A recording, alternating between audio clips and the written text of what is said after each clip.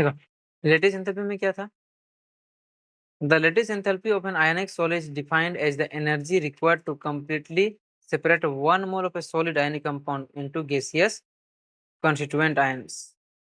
ये क्या करेगा, जो एनर्जी हमको देना होगा, ठीक है, एनर्जी किसको देंगे, 1 mole of solid ionic compound, मतलब कोई आयन मेरा ऑलरेडी बना होगा, ठीक है, और उसी आयन से वो सॉलिड भी बन चुका होगा, उस सॉलिड आयोनिक कंपाउंड को किस में चेंज करेगा, उसका गैसियस पार्ट में चेंज कर देगा। तो गैसियस पार्ट में चेंज करने के लिए जो एनर्जी हम एक्स्ट्रा लगाएंगे, ठीक है, उसी एक्स्ट्रा एनर्जी को ही क्या बोला जाता है, लेटिस एंथैल्पी, ठीक है, जो एक्स्ट्रा हम देंगे। जैसे the lattice enthalpy of NaCl sodium chloride solid form में मिलता है, ठीक है, इसका एनर्जी कितना है 788 किलो जूल पर मोल। इसका मतलब क्या है, इसको 788 किलो जूल हमको एनर्जी देना पड़ेगा, तब जाके NaCl जो होगा किस में चेंज होगा, Na+ और Cl- में, ठीक है। तो लेटिस एंथैल्पी का सीरीज कहाँ से लिखना होगा, 10 से स्टार्ट करोगे और खत्म कहाँ होगा, इनफाइनाइट डिस्टेंस तक, ठीक है, 10 से स्टार्ट करना है और इनफाइनाइट डिस्टेंस तक ये लिखना है। तो ये क्या हो गया हम लोग का लेटिस एंथैल्पी।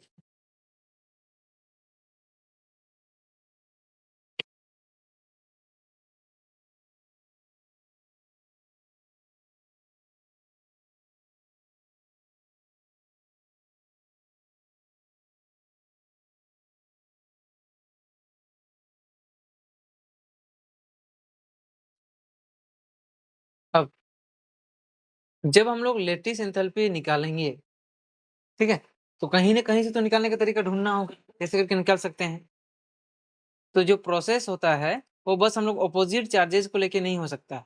ऑपोजिट चार्जेस मतलब जिसमें हम लोग का एक रिपल्सिव फोर्स काम करता है और एक हम लोग का एडिटिव फोर्स काम करता है, तो उसके आधार पर हम लोग निकाल नहीं सकेंगे, ठीक है। एट्रैक्टिव फोर्स भी नहीं होगा, एट्रैक्टिव फोर्स पर भी नहीं निकाल सकते और रिपल्सिव फोर्स के आधार पर भी नहीं निकाल सकते, ठीक है। अगर ये 3 डायमेंशनल है तो वहां पर लेटिस एंथैल्पी को कैलकुलेट करना उतना पॉसिबल नहीं होता है, ठीक है। तो इसके लिए हम लोग को और क्या देखना पड़ेगा, क्रिस्टल का जियोमेट्री, मतलब किस शेप में ये एग्जिस्ट करता है, ठीक है। अगर इसका एग्जिस्ट करने का या एग्जिस्टेंस जो है वो मल्टी डायमेंशनल में हो जा रहा है, तब हम लोगों के लिए भी लेटिस एंथैल्पी को निकालना थोड़ा सा मुश्किल हो जाएगा, ठीक है। ये कभी कभी तो पॉसिबल भी नहीं होता है। तो लेटिस एंथैल्पी समझ में आया? फिर बताना होगा दोबारा।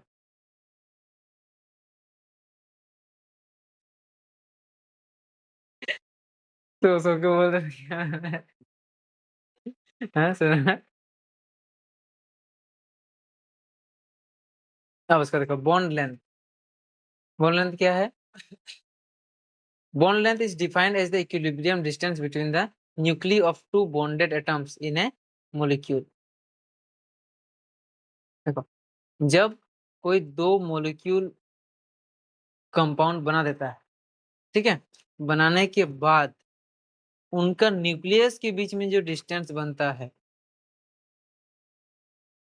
ठीक है, तो न्यूक्लियस के बीच में जो डिस्टेंस बनेगा तो उसी को क्या बोलेंगे हम लोग, bond length,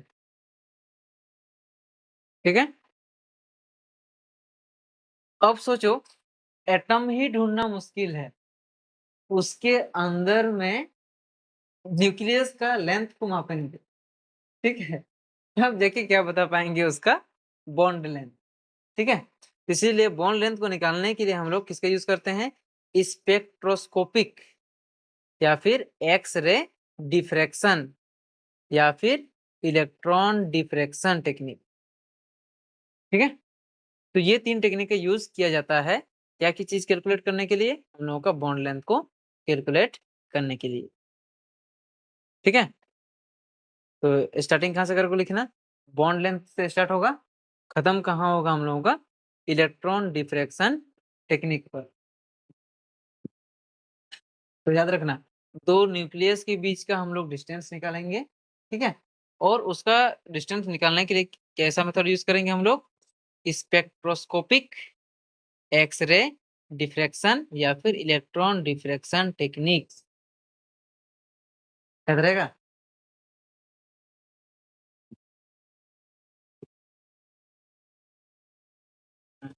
electron diffraction technique, ठीक है।